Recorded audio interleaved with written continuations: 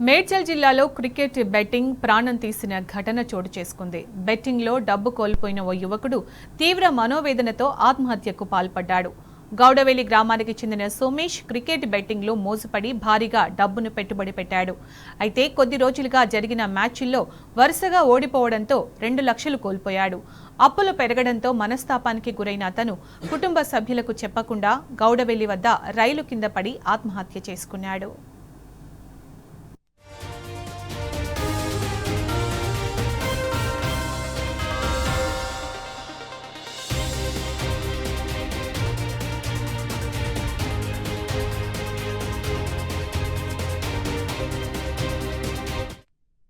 Night నేను డ్యూటీకి వెళ్ళి వచ్చేప్పటికి పడుకొని ఉన్నాడు. వాళ్ళ అమ్మ పడుకుంది, ఇద్దరు పడుకున్నారు. నేను వచ్చేసి కాలేజీలు కడిగేసుకొని నేను పడుకున్నాను అనమాట.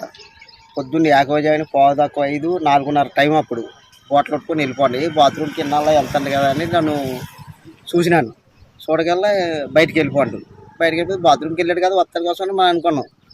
6:30 దాకా చూశాను, రాలేదు. లోపల గేట్ కాడికి వచ్చి అన్ని చూసినా ఏరా సోమేష్ కనపడ్డంటే మా కుర్రోళ్ళు ఉన్నారు, పిల్లలందరూ అడిగాను అనమాట. అడిగితే ఏమీ లేదు, మరి కనపడలేదు, మాకు కనపడలేదు అన్నారు.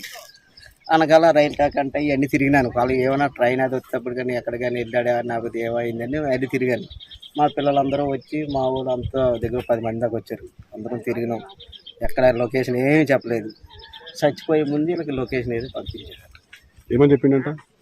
మా కుర్రోళ్ళు ఏదో బెట్టింగ్ అమౌంట్, అదే అమౌంట్ ఇలా కాశాను నాకు పోయిందని అన్నాడు. ఎంత డబ్బులు మరి ఎంత అని సంగతి మనకు తెలియదు. అది అడిగిండా మిమ్మల్ని? మమ్మల్ని ఏం అడగలేదు. క్రికెట్ బెట్టింగ్ లో డబ్బులు పోవడం వల్ల చనిపోయాడు. అదే ఎంతమంది అనుకోవచ్చు మీరు?